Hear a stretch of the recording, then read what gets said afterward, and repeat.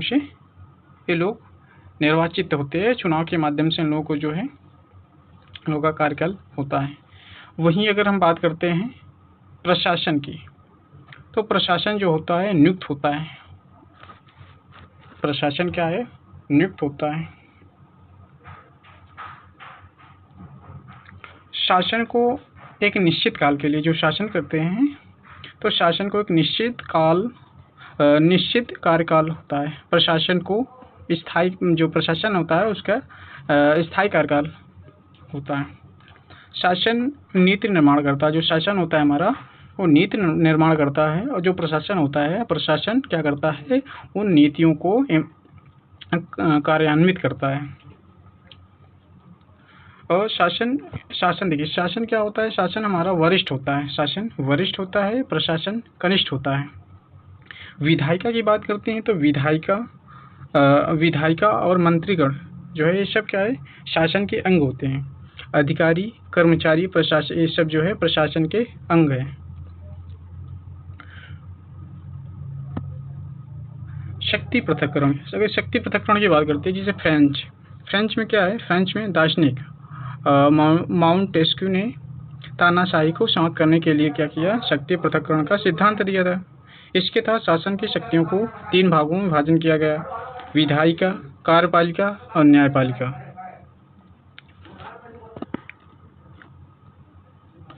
तो विधायिका का कार्य क्या होता है? तो विधायिका का कार्य होता है कानून का निर्माण करना। कार्यपालिका का कार्य होता है कानून का कार्यान्वयन करना। न्यायपालिका दोषियों को दंडित करती है। वहीं कार्यपालिका, तो ये कार्यपालिका के 2 अंग हैं, एक राजनीतिक कार्यपालिका होती है, एक प्रशासनिक कार्यपालिका होती है।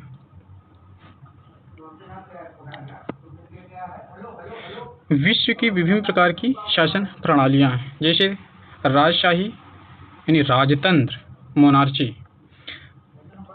जैसे हम बात करते हैं सऊदी अरब, ब्रुनेई, यूएई, अभी भी ये सब क्या है? यहाँ पर राजतंत्र है, यहाँ पर राजा होता है। हाँ, यूरोपीय देशों ने औपचारिक रूप से राजतंत्र को बनाए रखा, परंतु इसकी शक्तियों को सीमित कर दिया है।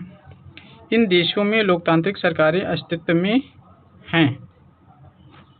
जैसे बात करते हैं हम ब्रिटेन में, पुर्तगाल में, स्पेन में, डेनमार्क में, स्वीडन में।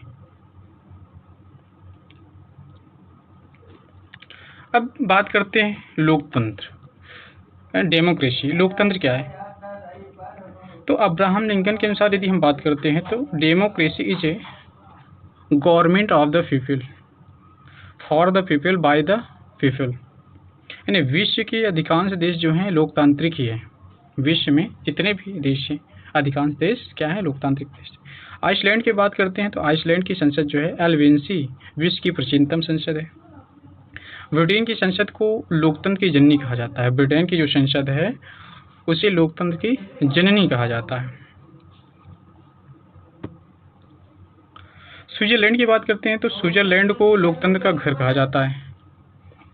अब गणतंत्र की बात करते हैं, रिपब्लिक की जब हम बात करते हैं तो रिपब्लिक वह शासन व्यवस्था है जहां राष्ट्र प्रमुख का चुनाव किया जाता है, गणतंत्र कहलाता है।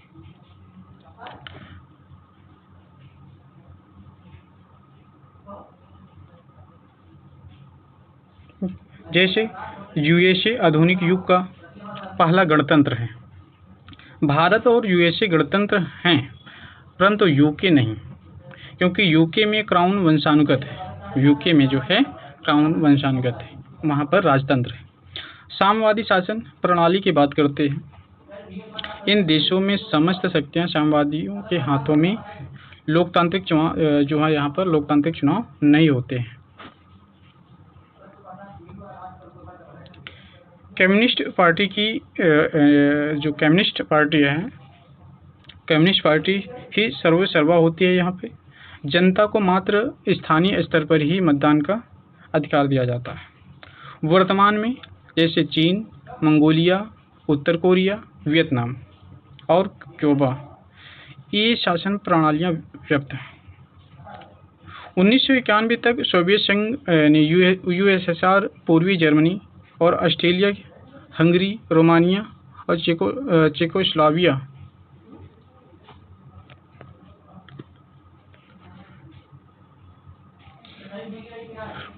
बुल्गारिया और यूगोस्लाविया में भी यही व्यवस्थाएं हैं आज भी। तानाशाही कहते हैं ना, तानाशाही इस सरकार कर रही है। तो इस प्रकार की शासन प्रणाली में समस्त शक्तियां व्यक्तियों के हाथों में होती है। अफ्रीकी देशों में यही प्रणाली प्रचलित है।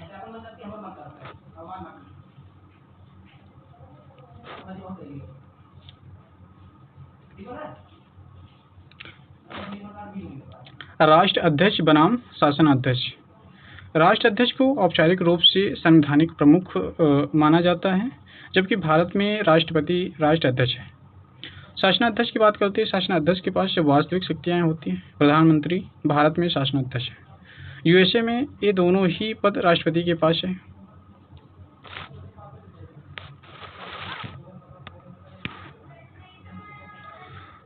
संसदीय बनाम अध्यक्षीय लोकतंत्र। संसदीय लोकतंत्र में समस्त शक्तियां एक समूह के हाथों में होती है, जिसे मंत्रिपरिषद कहते हैं। भारत और ब्रिटेन संसदीय लोकतंत्र। भारत और ब्रिटेन जो है संसदीय लोकतंत्र है। अध्यक्षीय लोकतंत्र में समस्त शक्तियां एक व्यक्ति के हाथों में होती है, जैसे अमेरिका का राष्ट्रपति।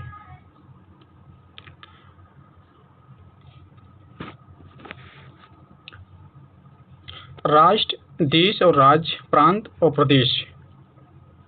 राष्ट्र की बात करते हैं। राष्ट्र जन, भूमि और सांस्कृतिक का समुच्चय है, जबकि भारत सदियों से एक राष्ट्र रहा है, परंतु राष्ट्रीयता की भावना कम और अधिक होती रहती है। देश एक भौगोलिक अभिव्यक्ति और सांस्कृतिक है, जैसे भारत देश के उत्तर में हिमालय तथा दक्षिण में समुद्र है।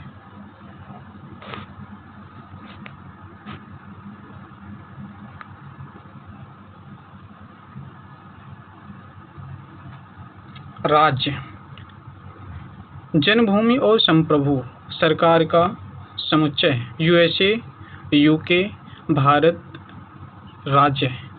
प्रांत, राज्य की इकाइयां हैं, यूपी जैसे बिहार आदि। प्रदेश, भूगोल की शब्दावली है। संप्रभुता की बात करते हैं अगर हम, जब कोई राज्य अपनी आंतरिक नीतियों के निर्माण स्वतंत्र हो तथा उस पर कोई बाहरी दबाव न हो, संप्रभु कहा जाता है। जैसे इराक, अफगानिस्तान भले ही स्वतंत्र हैं पर संप्रभु नहीं हैं।